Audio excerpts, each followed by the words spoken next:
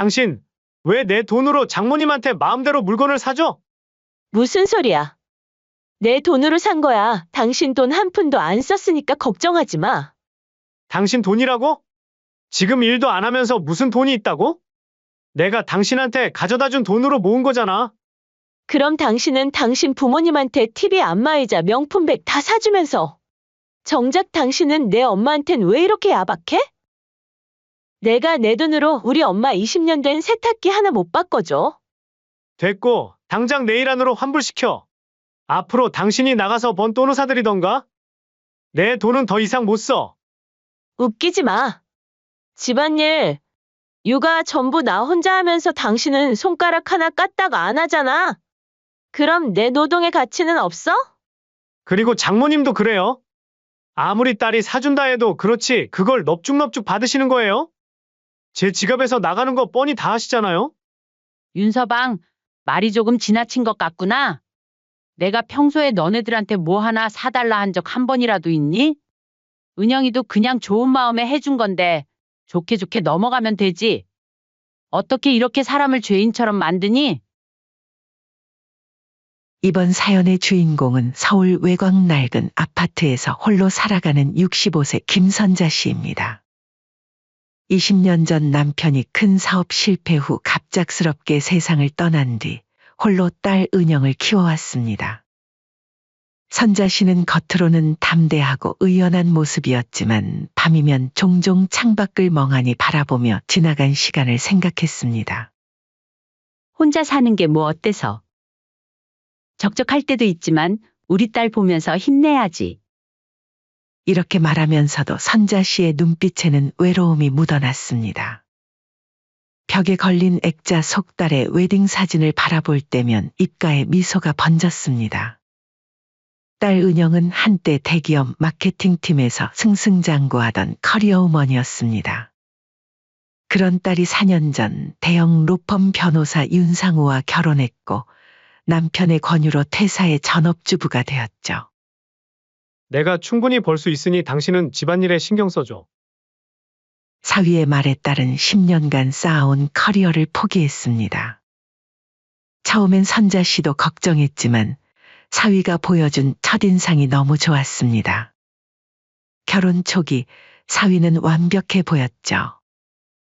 매주 선자 씨에게 안부 전화를 보내고 명절에는 직접 운전해 모시러 오기도 했죠. 장모님, 오늘 과일 보내드린 거 드셨어요? 제가 특별히 골라서 보냈는데. 아이고, 그런 거 안 사보내도 된다니까. 장모님 사위가 안 챙기면 누가 챙겨요? 그때마다 선자 씨는 마음이 따뜻해졌습니다. 우리 은영이 참 좋은 사람 만났구나 싶었죠. 하지만 그 행복은 오래가지 않았습니다. 결혼 2년 차부터 사위의 태도가 서서히 변하기 시작했습니다.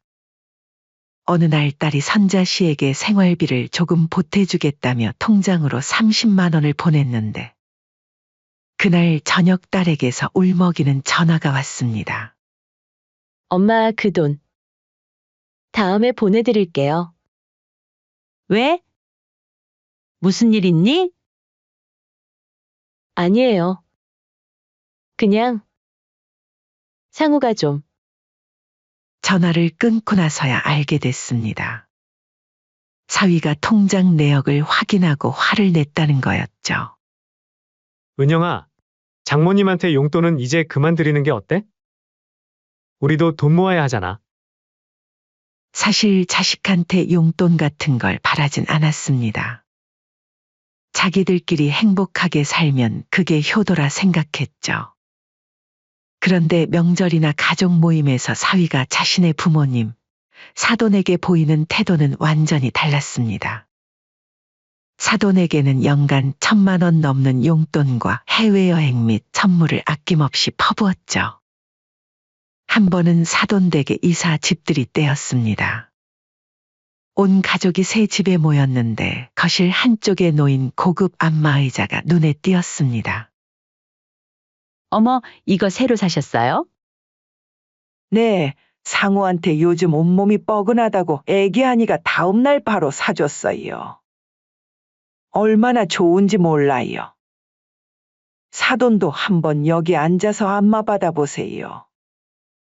안사돈의 말에 딸의 표정이 굳어졌습니다. 바로 지난주 딸이 선자 씨의 낡은 소파를 바꿔주고 싶다고 했을 때 사위가 불필요한 지출이라며 말렸던 터였으니까요. 그날 저녁 집으로 돌아가는 차 안에서 딸이 조심스레 남편에게 물었습니다. 안마의자. 꽤 비쌌겠네? 엄마 건강을 위해서는 아깝지 않지. 그럼 우리 엄마 소파도.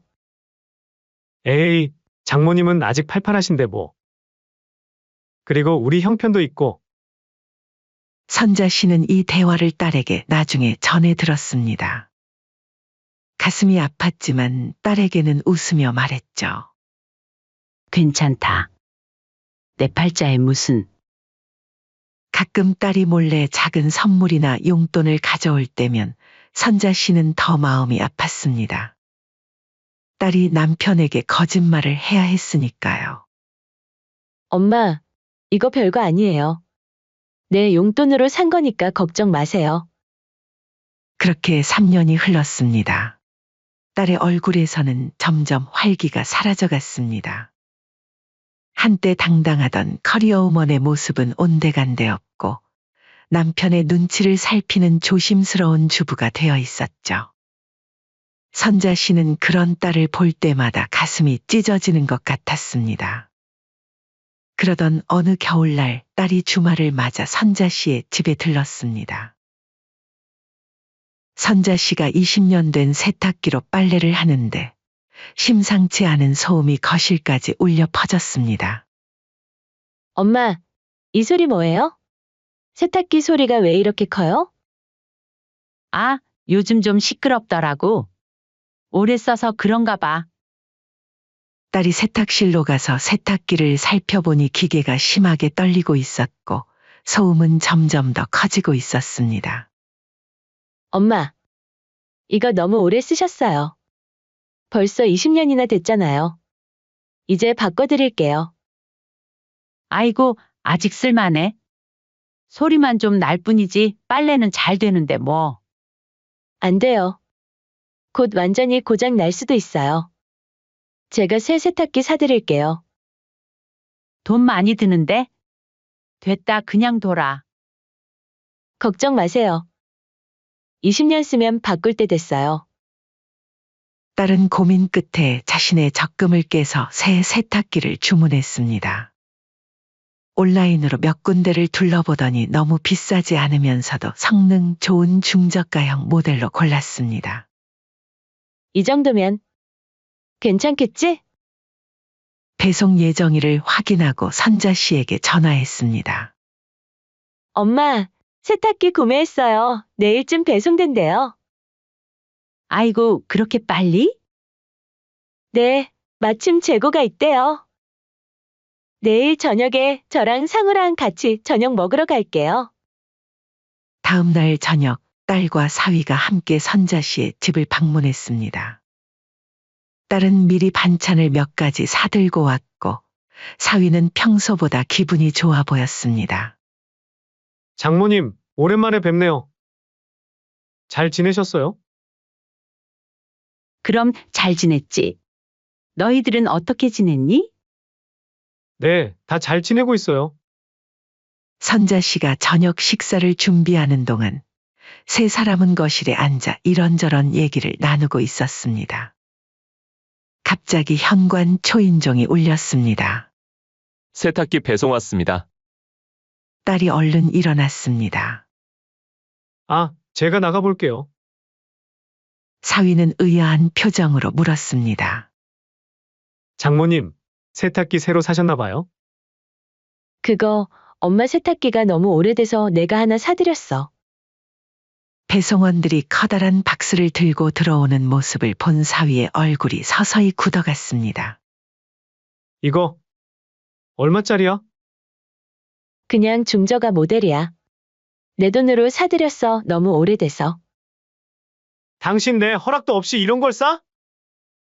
거실에 무거운 침묵이 내려앉았습니다. 배송원들이 새 세탁기를 들고 오는 동안 선자 씨는 불편한 공기를 감지하고 부엌으로 향했습니다. 차라도 한 잔 먹거라. 선자 씨가 차를 내오자 사위는 잠시 말을 멈췄습니다. 하지만 차를 마시자마자 다시 입을 열었습니다. 이거 다 내가 번 돈으로 산 거 아니야? 당신, 왜 내 돈으로 장모님한테 마음대로 물건을 사줘? 딸의 손이 떨렸습니다. 찻잔을 내려놓으며 조용히 대답했습니다.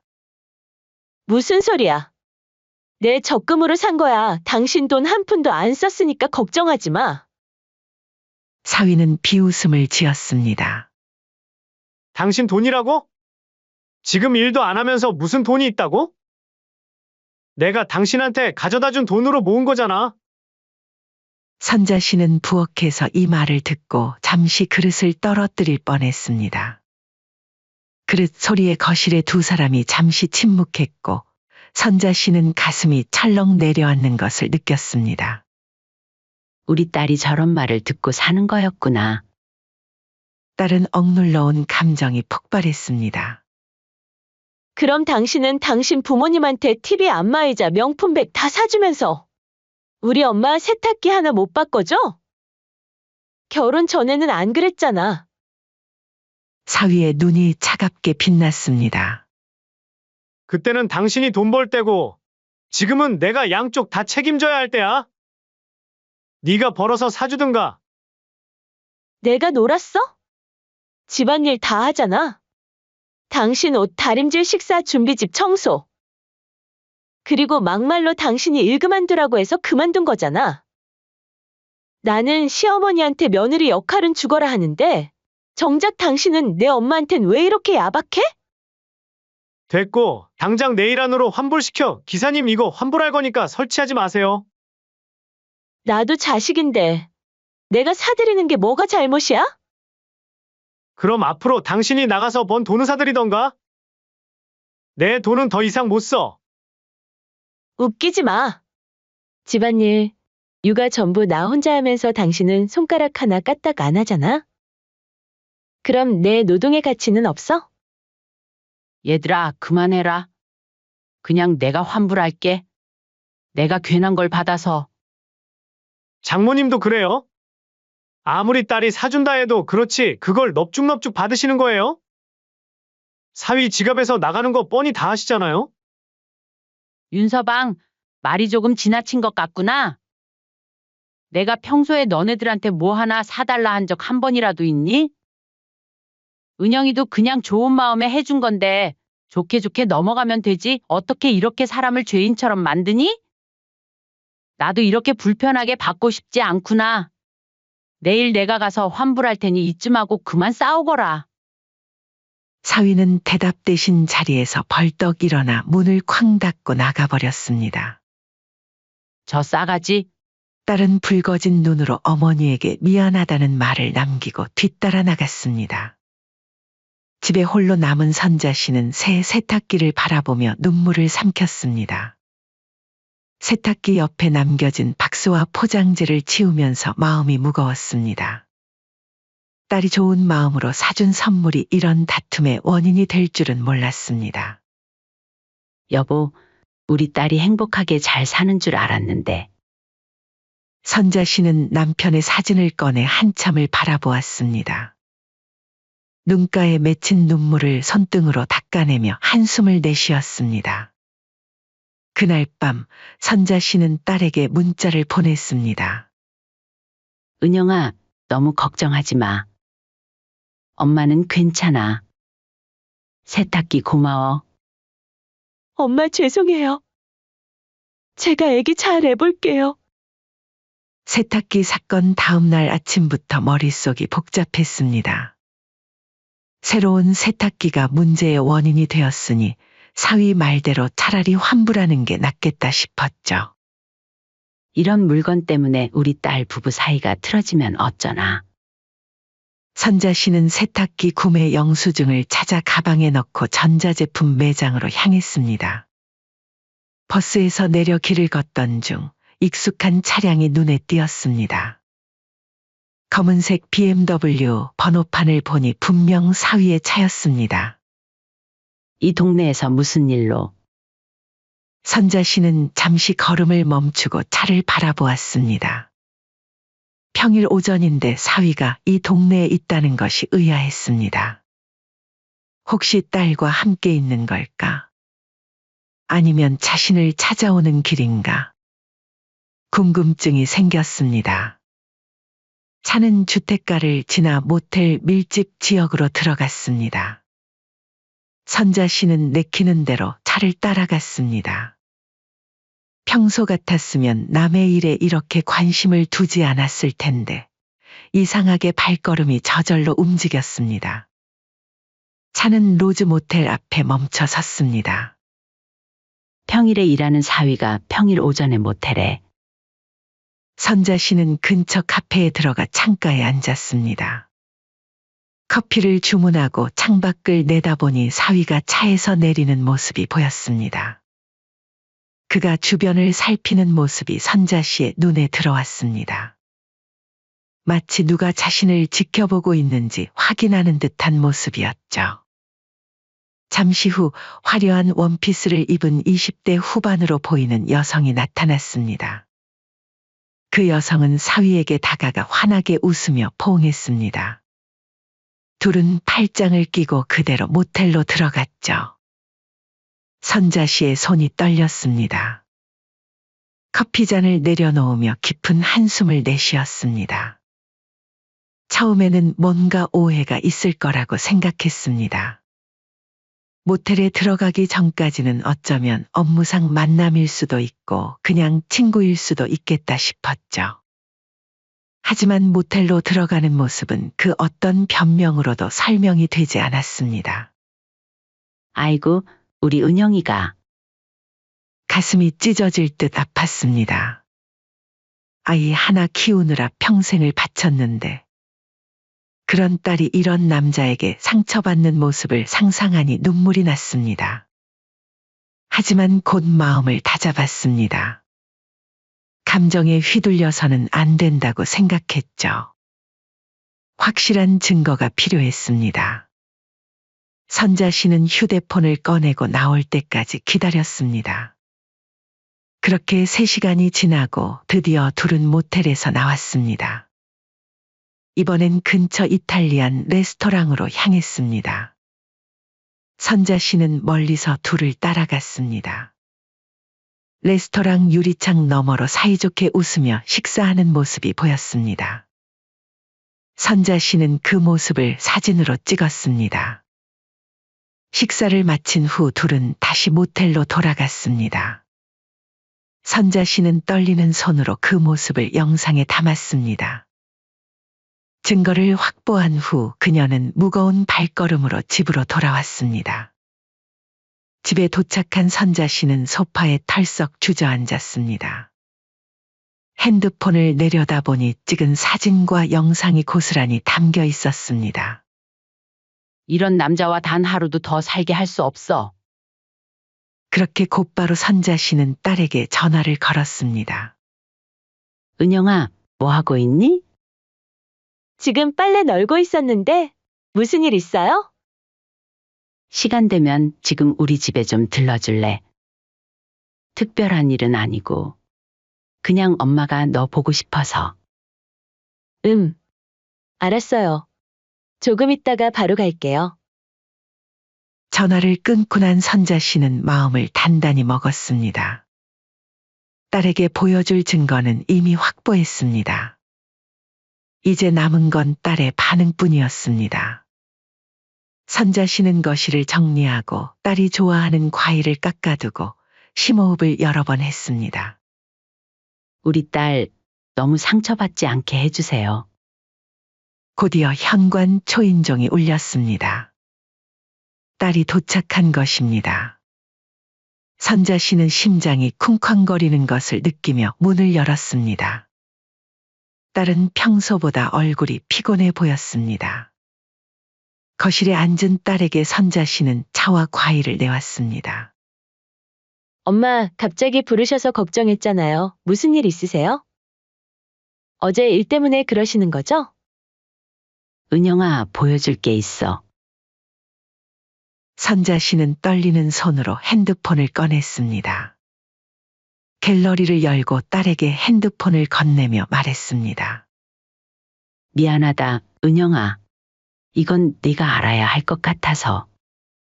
딸은 의아한 표정으로 화면을 바라보았습니다.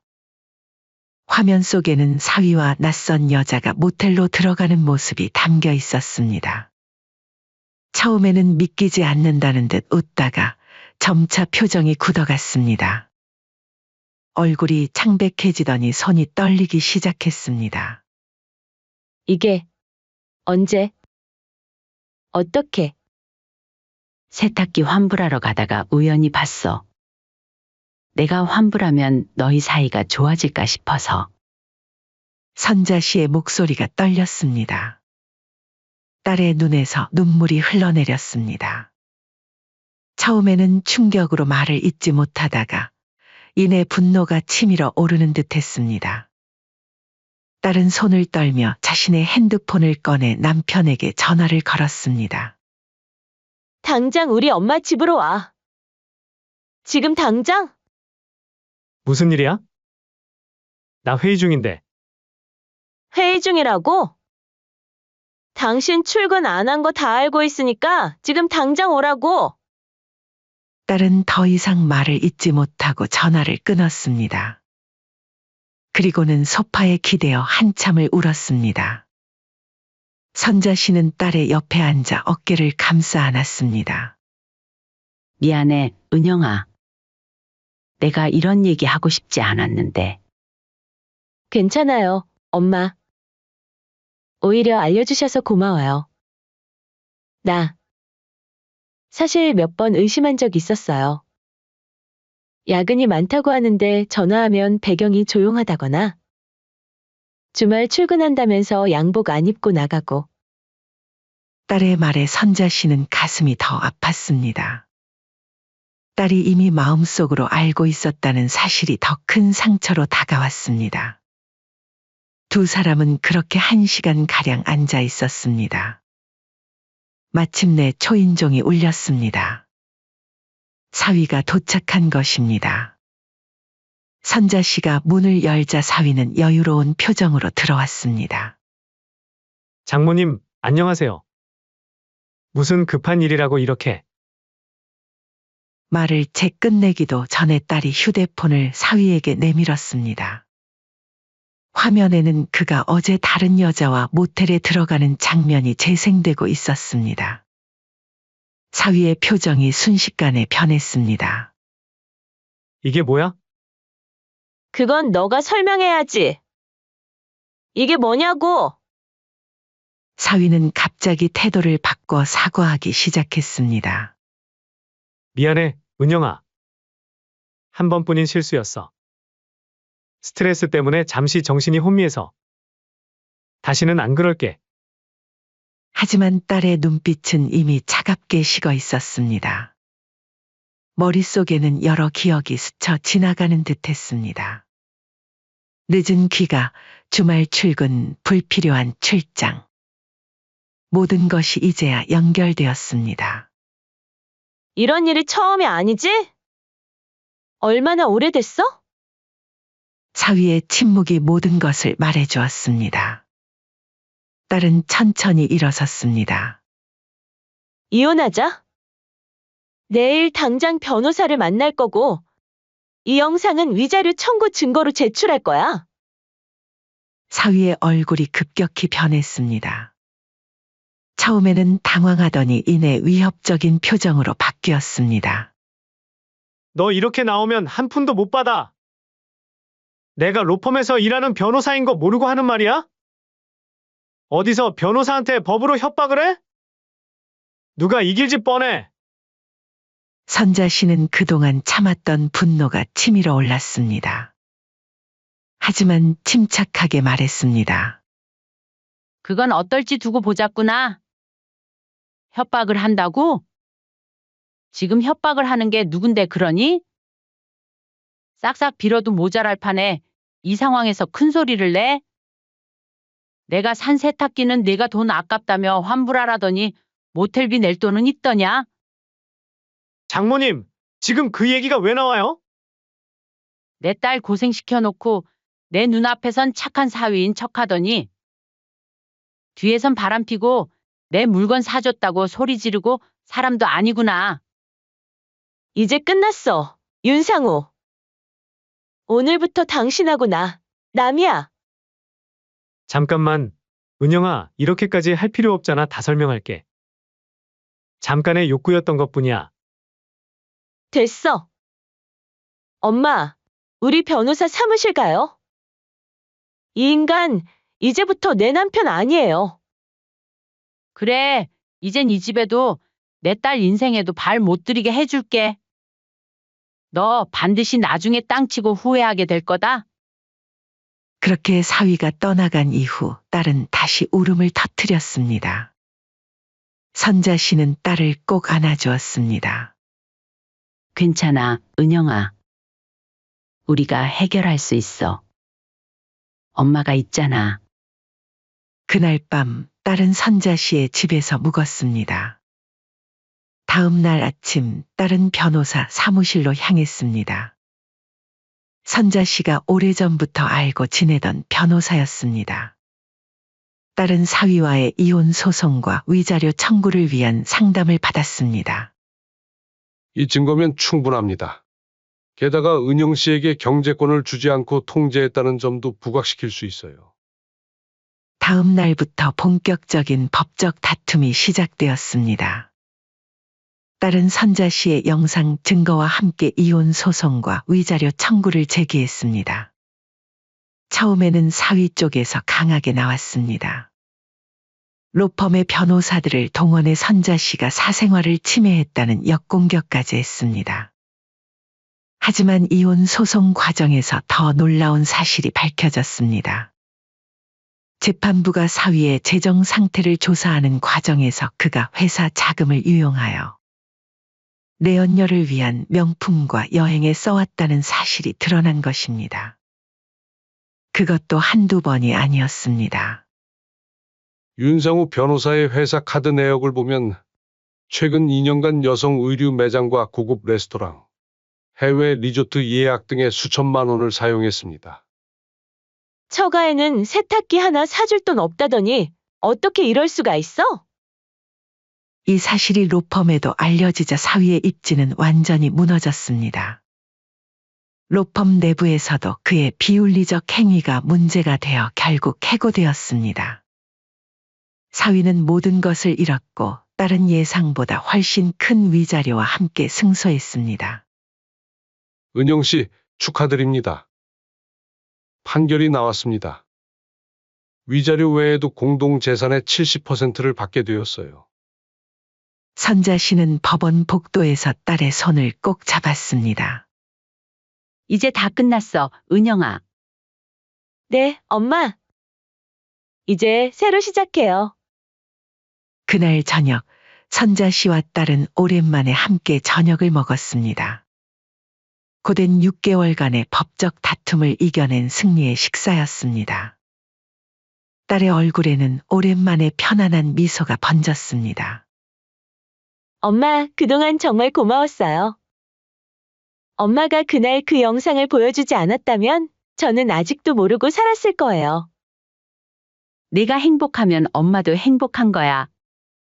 이제 우리 새 출발하자.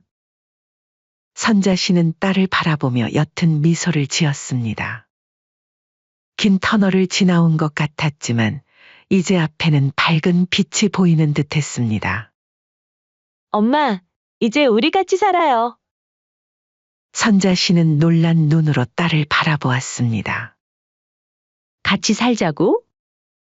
엄마는 괜찮지만 너는 아직 젊은데. 딸은 미소 지으며 말했습니다. 제가 결혼하고 엄마 많이 외로우셨죠? 그리고 이혼 과정에서 엄마가 없었다면 저는 정말 무너졌을 거예요. 이제는 제가 엄마 곁에 있고 싶어요.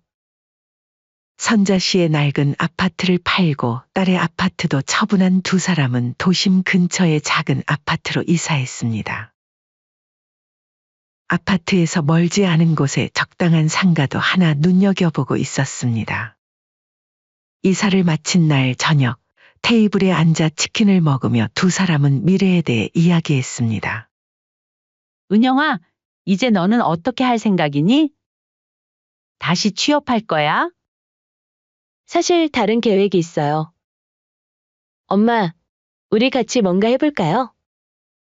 같이? 내가 뭘 할 수 있겠니? 딸은 반짝이는 눈으로 말했습니다. 엄마가 만드는 수제 디저트 기억나요? 어릴 때 친구들 데려오면 항상 칭찬받던 거. 그거? 별거 아닌데. 제가 봤을 때 엄마 디저트는 정말 특별해요. 예전에 마케팅할 때 배운 게 있어요. 요즘은 수제 디저트 카페가 인기 있거든요. 선자 씨는 고개를 갸웃했습니다. 내가 벌써 65인데 새로운 일을 시작하기에는. 나이가 무슨 상관이에요? 오히려 어머니의 손맛이 강점이 될 수 있어요. 제가 마케팅하고 SNS 관리하면 되잖아요. 그렇게 작은 카페가 탄생했습니다.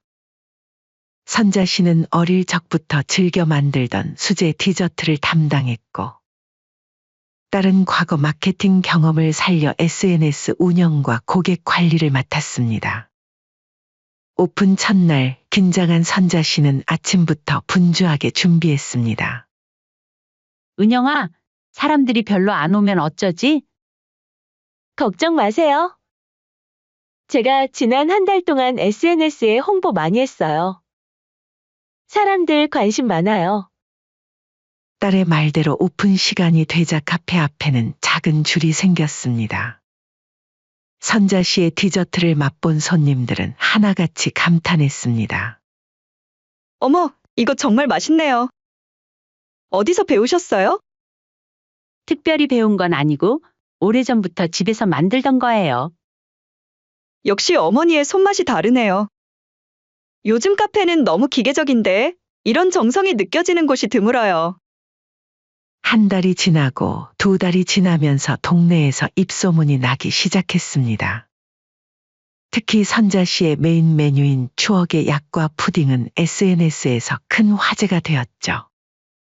전통 디저트와 서양 디저트를 결합한 독특한 맛이 사람들의 호기심을 자극했습니다. 6개월이 지난 어느 날, 지역 잡지 기자가 취재를 왔습니다. 어떻게 이런 독특한 메뉴를 생각하셨나요? 사실 제 남편이 생전에 좋아하던 조합이에요. 약과를 커피에 살짝 적셔 먹곤 했거든요. 그 기억을 되살려 만든 거죠. 기사가 나간 후 가게는 서울의 숨은 맛집으로 소개되었습니다. 주말이면 줄을 서서 기다리는 손님들로 북적였습니다. 1년이 지난 어느 날 딸은 선자 씨와 함께 카페 테라스에 앉아 차를 마시며 말했습니다. 엄마, 난 오히려 지금이 더 행복해요. 내가 좋아하는 일을 하면서 가장 소중한 사람과 함께 있으니까요. 선자 씨는 카페 한쪽에서 단골 손님들과 이야기를 나누며 웃음 지었습니다. 그녀의 얼굴에서는 지난 세월의 그림자가 사라지고 새로운 기쁨이 피어오르는 듯했습니다. 카페 창문에 비친 두 여자의 모습이 저녁 노을에 물들었습니다. 세상의 아픔을 견디고 다시 시작한 두 모녀의 인생은 이제 시작이었습니다. 다음 주 딸은 새로운 제안을 했습니다. 엄마, 우리 매장 하나 더 내볼까요? 요청이 많아서요. 벌써? 내가 나이가 있어서 체력이. 걱정 마세요. 제가 직원 뽑아서 교육시킬게요. 엄마는 레시피만 알려주시면 돼요. 선자 씨는 잠시 생각에 잠겼다가 웃으며 대답했습니다. 그래, 한번 해보자. 인생은 도전인 것 같아? 아침 일찍 카페 문을 열면서 선자 씨는 생각했습니다.